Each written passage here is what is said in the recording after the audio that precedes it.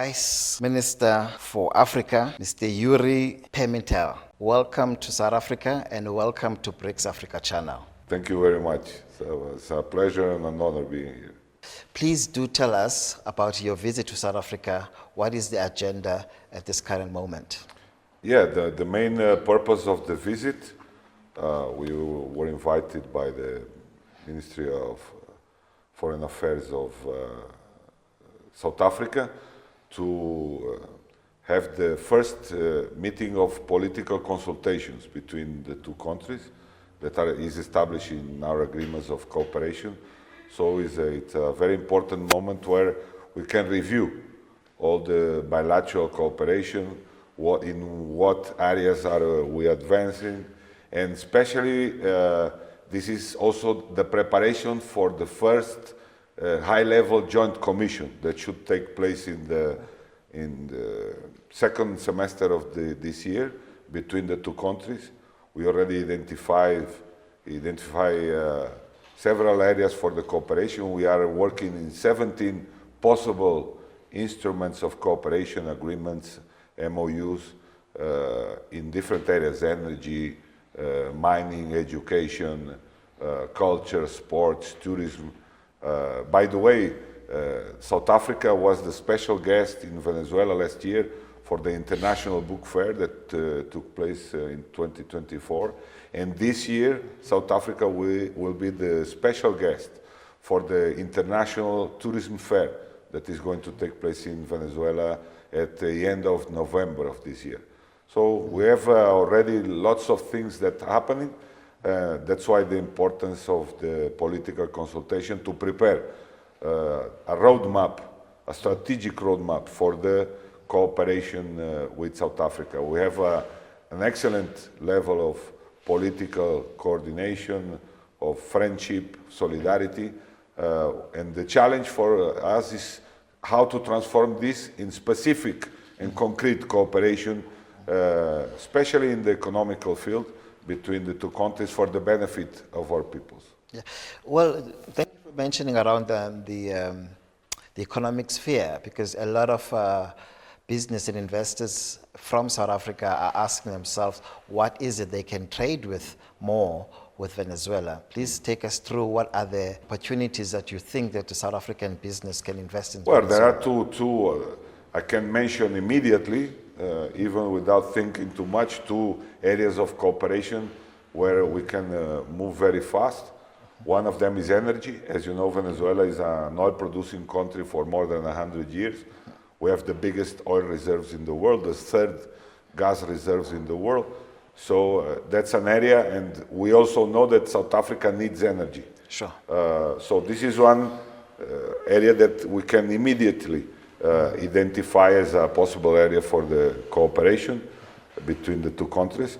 And the other area is mining. Okay. On the contrary, South Africa has a very long and important experience in the mining sector. Venezuela has very important reserves of gold, diamonds, and other minerals, but we have not developed it enough. Sure. So we can learn and we can receive also the investment from maybe South African entrepreneurs that are interested to develop this field and bring their experience to Venezuela in the mining area. But there are other several areas. Sure. Trade, of course, agriculture. This is an area of important cooperation between the two countries. Venezuela has grown a lot, agricultural production in the last few years, especially because of the blockade. We used to import a lot that now is being produced inside our country. But so that's education, of course, also. One of the things we think we must work very hard is the connection between the two countries and the two continents. Because today it's very difficult to find, for instance, flight connections. You have been in Venezuela. I've been several times, not only in South Africa, and all of the African continent. And one of the things, you know, if you go to Venezuela, almost 2 days traveling in the same way back. That's why flight connections is so important for us. We should have a direct, it's one of the Venezuelan proposals to have a direct flight from Venezuela to South Africa. The other is maritime connections that would facilitate trade between the two countries. So these are very important areas that we already identified, and we hope we can move it forward. When I think about it, is that even with coming to air flights and air access, South Africa and Venezuela seems to not have the proper infrastructure. Even in the oil that you've mentioned, South Africa has only 2 refineries, and because of the blockade, would probably be a blocking step of you to refine the oil here. Are you looking at setting up and investing in South Africa to have that asset to refine the oil that will be coming from your side? The first, one step after the other. Okay. So the first thing, we must identify what can be the interests. Sure. And do we have or not the infrastructure? And maybe the infrastructure is somewhere else, and we can use a third country to process. Venezuela has very important refineries, so we can process our oil, depending on the products. Because, you know, normally we speak about oil, but oil itself, you have different types of oils, you have different types of needs when it comes to the products, specific products, even in the petrochemical sector. So I believe that the first challenge is between technical teams and both in government and private companies to identify what are the real interests. Some steps have been made, by the way. This is not something that is, we are not starting from zero. There are several actors from South Africa have already interacted with Venezuela in this area, and the way, and as I already also mentioned, in the mining sector is also, we also must identify what specific needs Venezuela has that South Africa can provide. But the challenge is that to identify and to know if we have or not maybe we have the infrastructure, maybe we are not aware of all the potential we have already installed in our country. So it's a road to go through. And with other BRICS countries, are you also sharing the same roadmap with improving your collaboration with other BRICS nations? Of course, we have, as you know, a very, very, very strong cooperation with Russia, with China, that are part of BRICS, with India. Especially in the case of Russia and China, have been strategic partners for a long time.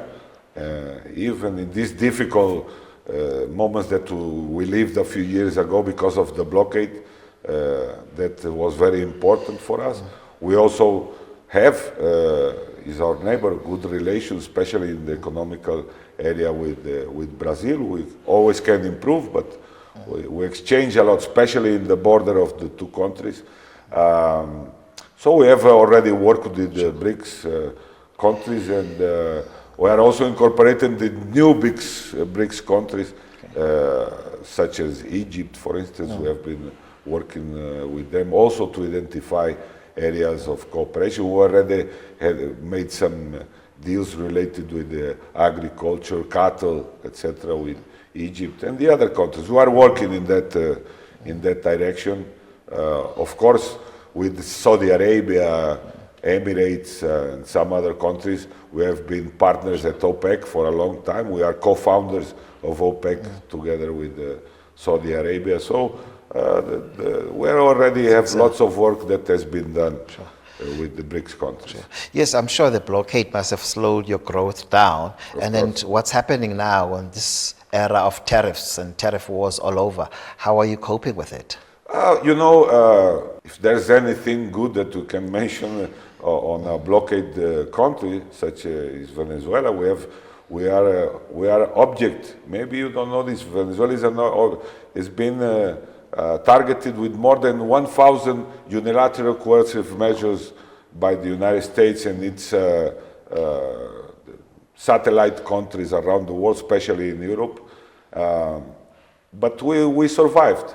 Our economy at some point, a few years ago, our income, this is an important number to mention, our income related with the oil revenues dropped 1 year. In 1 year, it dropped from $55 billion to $700 million.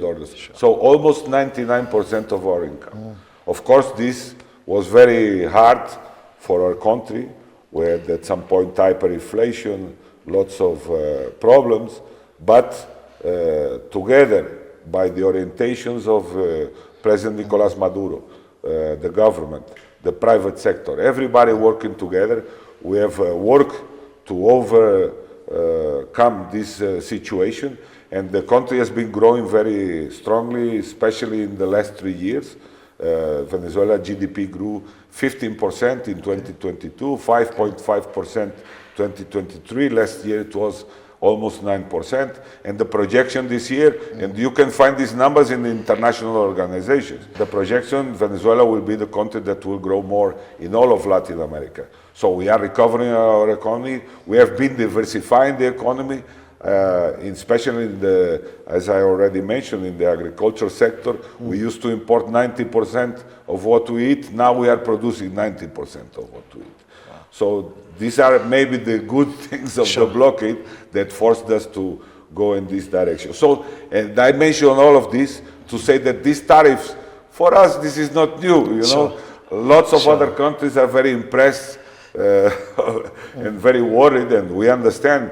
The biggest problem is the possible collapse of the economical situation in the world. It's not a specific country, even in the United States, because we don't think that nobody is going to win with these tariffs. But in any case, Venezuela is kind of prepared because of the sanctions we already have been object of. We are much better prepared for this situation than maybe other countries that have not suffered from this in the past.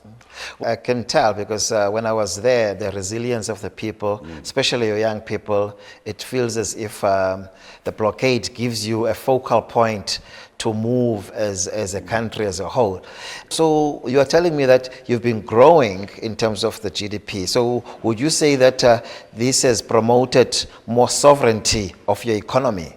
Of course, and has promoted, and the first thing it promoted is something that sometimes it happens a lot with oil-producing countries, or even if you have some mining products, sometimes it also happens to these countries that you depend too much on these products. Of course, oil is important. It will be important in the future. Venezuela has, as I already said, the biggest oil reserves in the world. So it's a product that we must work with. But we cannot depend 100% on oil. We must diversify the production in our country. And I believe that this resilience, we learn how to start working, developing other areas that we have the potential for. Because we have, for instance, we have lots of productive lands.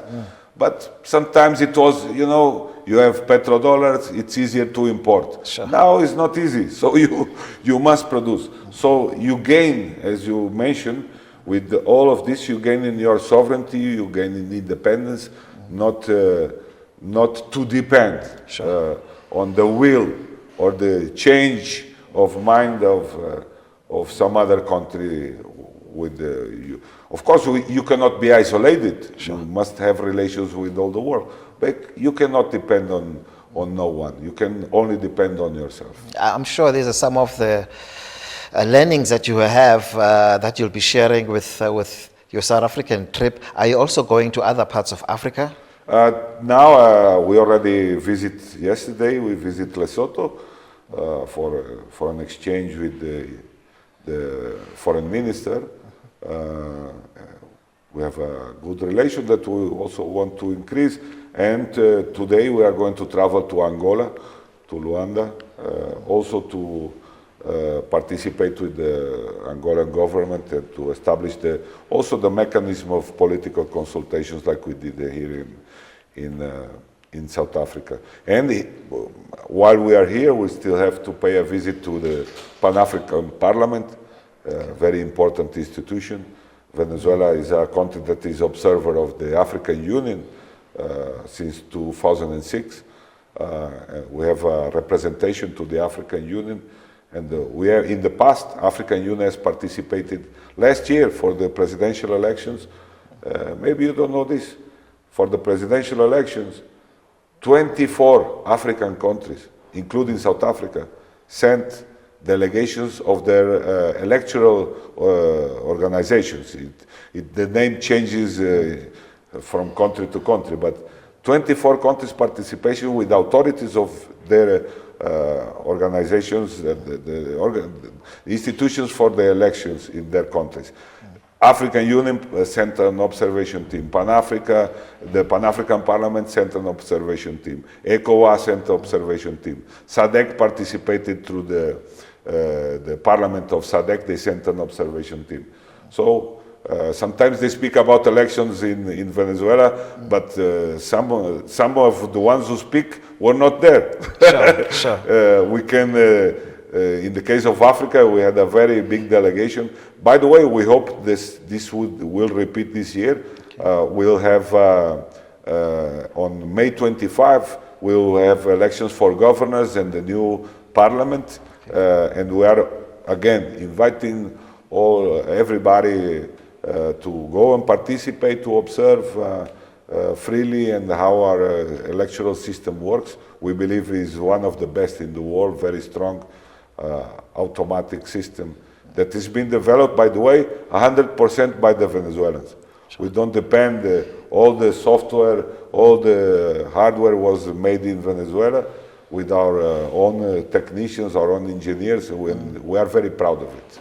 Well, I did experience great innovation. I used your cable car that goes all the way to that beautiful hotel. Oh, Humboldt Hotel. Yes, yes. Guaraira Repano Mountain, yes. Beautiful scenery. So what can you tell to Africans in particular, how they can come and enjoy cities like Caracas and Venezuela at large? Venezuela is a country with one of the countries in the world with more diversity inside the country. You can find jungle because we have part of the Amazon. You have beautiful beaches.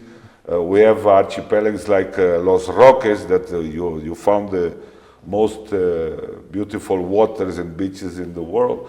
You can go to the plains, also is a different kind of landscape. So in Venezuela, of course, you have big cities such as Caracas.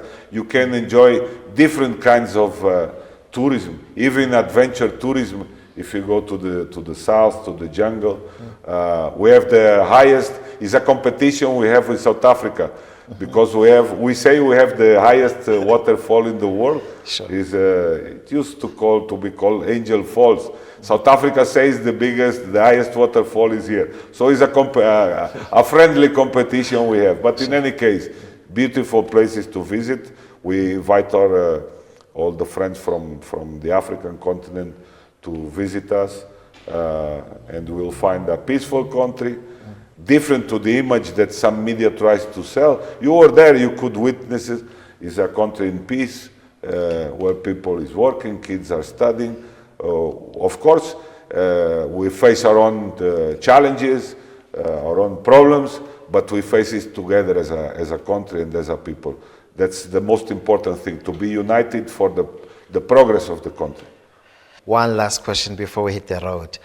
Tell us, what will be your success be achieving visiting South Africa? Well, the success, as I already said, how to increase the very good political relations we already have, how to convert this in concrete cooperation.